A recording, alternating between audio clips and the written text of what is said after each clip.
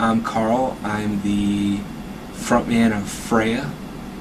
We're from Syracuse, New York. Mike plays bass, Brendan's lead guitar, John rhythm guitar, and Murphy from Unholy and God Below plays drums for us. And we just recently wrote a bunch of new songs. We recorded at More Sound with Jocko for our next album, which is going to be out in 2009. It's going to be called All Hail the End.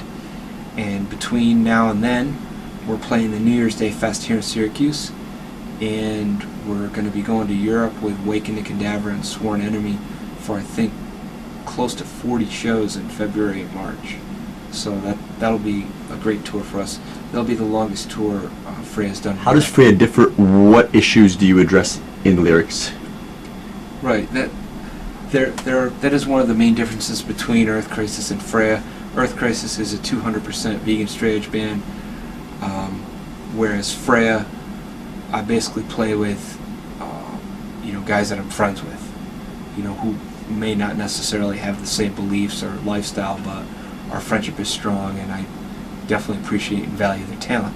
So that's why we're all together. Freya musically, I think, is in some ways kind of a streamlined version of Earth Crisis. Like a lot of the intricate riffs or some of the complex song structures of Earth Crisis are, there's some elements of that, but it's very streamlined. It's in some ways it's a little more structured, which makes it different and in its own way special, because lyrically it's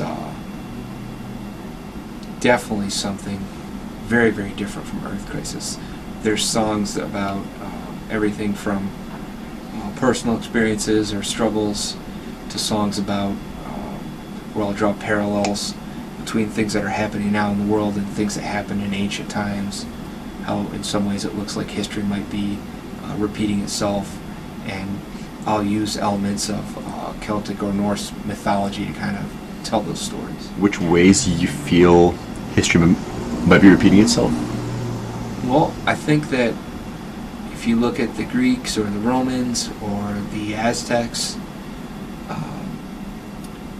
or some of the civilizations that existed in the Middle East or India, they reached such a state of high technology that they had aqueducts, they had cities of stone, they even had astronomy,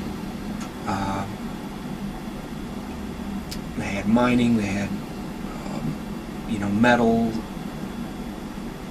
Some of them even had surgery. But for whatever reason, those civilizations collapsed. Maybe it was due to ecological disasters or warfare. But I think right now, if you look at what's happening in the environment, or you think about different conflicts around the world where nuclear weapons could at some point be used, or chemical or biological weapons, we really could be at the end of the civilization right now. I think the potential for that exists.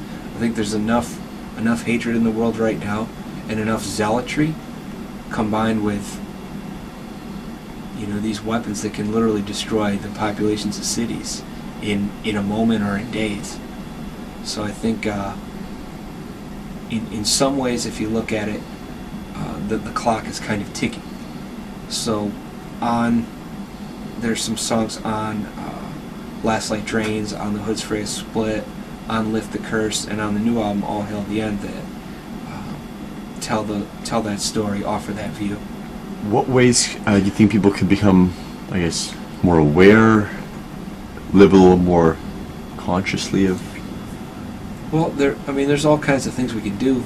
I think one of the biggest obstacles to living a sane, or dare I say, a peaceful life, are kind of stepping back away from our egos. I think a lot of anger is ego driven. A lot of frustration can be traced back to ego as well. Why do I have to deal with this person? Why do I have to suffer or struggle with this problem? Because it probably the right thing to do is to calm down and take it step by step and solve it, rather than lash out in anger or sarcasm or bitterness. So I think that would be, one of the things we could trace it all back to. Sarcasm, cynicism are huge things now. Right, and it doesn't, it's not a solution-based method. It's kind of putting,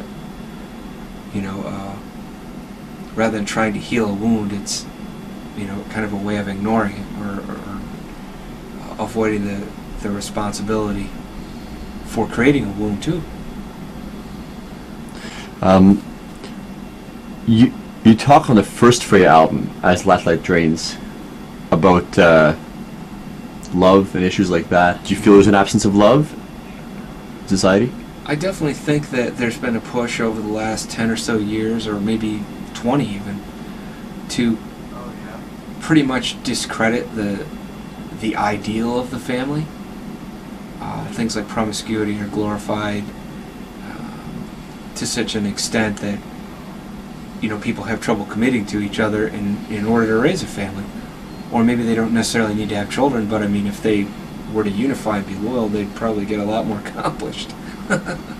So that might be one of the things to think about.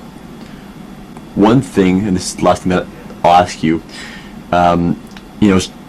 straight edge prides itself on being anti-drug, anti-alcohol. What's not often discussed is pornography, and I'm wondering what your stance is on that, vis-a-vis what we just discussed, stability of the family, commitment. Yeah, well, I mean, I think a lot of hardcore kids, for instance, play violent video games. I don't see it as a problem if people can, separate the fantasy from the reality. And I think, that kind of stuff is very similar. But some of it really is, not just for, a person's personal taste. It really is perverse in the sense that, people are being degraded or abused. So I think there is, like, you'll hear the argument from feminists, oh, there's a difference between erotica and pornography, and there actually is. and the difference is, if one is a type of art and one is basically visuals of people being degraded or abused. And I think those are just things people will figure out as time kind of goes along.